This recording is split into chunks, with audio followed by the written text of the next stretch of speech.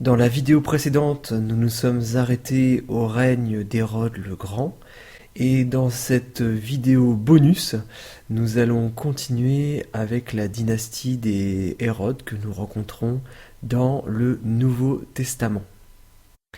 Alors nous allons continuer sur Hérode le Grand. En 22, l'empereur romain Auguste lui accorde des régions au nord-est de la Judée, des régions qu'on appelle la Traconitide, la Batanée et l'Oranitide. Donc c'est au nord-est de la Judée, donc en vert. En 4 avant Jésus-Christ toujours, Hérode fait exécuter son fils Antipater III, comme quoi c'est une habitude chez Hérode de faire exécuter ses enfants. Je vous dis, c'était un grand malade. Il fait d'Hérode Archélaos son successeur, recevant la moitié du royaume, qui comprend la Judée, la Samarie et Édom, donc vous voyez en rose sur la carte. Et donc il a le titre d'ethnarque, Hérode Archélaos, tandis que Hérode Antipas et Hérode Philippe II deviennent tétrarques respectivement de Galilée et de Pérée pour Hérode Antipas. Donc vous voyez ça, c'est en vert foncé. Et de Golanitide, de la Batanée et de la Traconitide, et Oranitide pour le second. Donc ça, c'est en vert clair. Et donc ça, c'est conforme, cette région d'Hérode Philippe II, c'est conforme à ce qu'on peut lire dans Luc 3 au verset 1.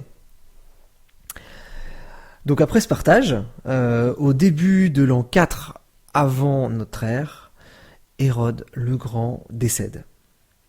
On lui atteste aujourd'hui 10 épouses et une dizaine d'enfants. Après lui vient le règne d'Hérode Antipas. Alors que son frère Hérode Archélaos est jugé incompétent par Auguste et remplacé par un préfet en 6 après notre ère, Hérode Antipas, lui, garde le pouvoir sur la Galilée et la Pérée pendant 42 ans. Antipas, divorcé de sa première épouse, Phasaélis, la fille du roi nabatéen, épouse en deuxième noces Hérodiade, la fille d'Aristobule IV, qui avait auparavant été mariée à son frère Hérode Philippe. Selon les évangiles, c'est la condamnation de ce mariage par Jean-Baptiste qui a conduit Antipas à le faire arrêter et mettre à mort. Il apparaît une deuxième fois dans les évangiles, notamment l'évangile de Luc, qui dit que Jésus a été conduit devant Ponce Pilate pour son procès, mais que ce dernier le renvoya devant Hérode Antipas parce qu'il était galiléen. Ce qui est à peu près normal, puisque Jésus venant de Nazareth en Galilée, il était normal que ce soit le gouverneur de Galilée, c'est-à-dire Antipas, qui le juge. Donc ça, c'est ce que vous pouvez voir par exemple dans Luc 23, verset 8. En 39, Hérode Antipas est accusé par son neveu, Hérode Agrippa I, de complot contre le nouvel empereur romain Caligula. Celui-ci l'envoie en exil dans le sud de la Gaule, à Saint-Bertrand de Comminges, accompagné par Hérodiade, et où leur fille Salomé meurt, d'après une légende, noyée dans un lac gelé. Hérode Antipas y décède à une date inconnue. Et c'est assez intéressant de savoir que celui qui a fait tuer Jean-Baptiste et qui a fait tuer aussi Jésus, finalement, est mort dans le sud-ouest de la France. Nous allons maintenant nous intéresser à celui qui a viré Hérode Antipas, c'est-à-dire Hérode Agrippa. Mais on va commencer son histoire au début. Quand son père se fait assassiner, le jeune Agrippa est envoyé par son grand-père Hérode le Grand à la cour impériale de Rome où il est élevé. Et donc là, on voit qu'on passe un cap. Hérode Agrippa est élevé avec les gens les plus puissants du monde connu. L'empereur Tibère a une grande affection pour lui et lui fait donner l'instruction aux côtés du futur empereur Claude, du même âge que lui. S'ensuit une période un peu moins faste où il connaît la prison, à cause de plusieurs banqueroutes, c'est-à-dire qu'il a un rapport assez spécial à l'argent, il est très dépensier, et aussi à cause d'imprudence verbale. Il a souhaité en public la mort de l'empereur actuel pour que son copain devienne empereur à sa place, ce qui n'a pas été du goût de l'actuel empereur. En tout cas, après la mort de Tibère et l'ascension de son ami Caligula, Agrippa est libéré. L'empereur le fait roi des anciens territoires d'Hérode Philippe II, qui sont en vert, je vous le rappelle, sur la carte, qui étaient devenus possession romaine. En 39, après notre ère, Agrippa retourne à Rome et appuie l'expulsion de son oncle Hérode Antipas, comme nous venons de le voir. Et donc il récupère les territoires d'Antipas, c'est-à-dire la Galilée et la Pérée. Après l'assassinat de Caligula en 41, Agrippa obtient l'adhésion du nouvel empereur Claude, avec qui il a été élevé, et il offre son soutien à cet empereur Claude au Sénat romain. Et donc en récompense de son aide, Claude ajoute au territoire d'Agrippa la Judée et la Samarie, alors que le royaume de Chalcis au Liban est donné à sa demande à son frère Hérode III. Ainsi, Agrippa I devient l'un des plus puissants princes de l'Est. Le territoire qu'il possède dépasse alors celui sur lequel régnait son grand-père Hérode le Grand. Donc là, vraiment, on voit qu'il devient très puissant. Son enthousiasme, privé et public pour le judaïsme, est enregistré par Flavius Joseph et les rabbins.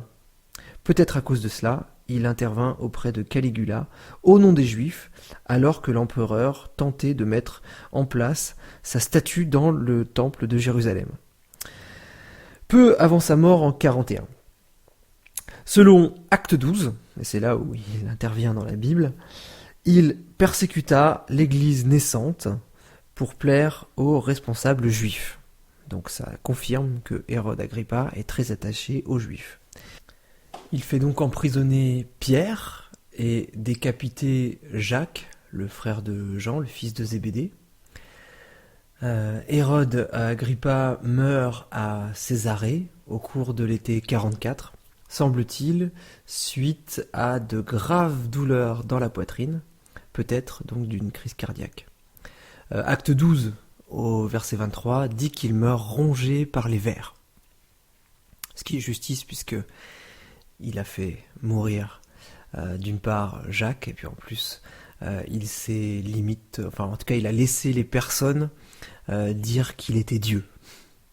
Selon Flavius Joseph, à la mort d'Hérode Agrippa, les troupes romaines de Césarée Maritima entrèrent de force dans sa maison, violèrent ses filles et célébrèrent sa mort publiquement par des fêtes et des libations. C'est un petit peu une fin trash.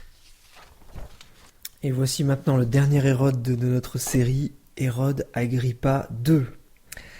Selon les actes 25 et acte 26, en 59, Hérode Agrippa II assista avec sa sœur Bérénice à l'interrogatoire de Paul par le procurateur Festus à Césarée, où justement Paul plaida sa cause. Et dans acte 26, vous pouvez voir que en entendant Paul lui prêcher l'évangile, il dit « Encore un peu et tu vas me persuader de devenir chrétien ».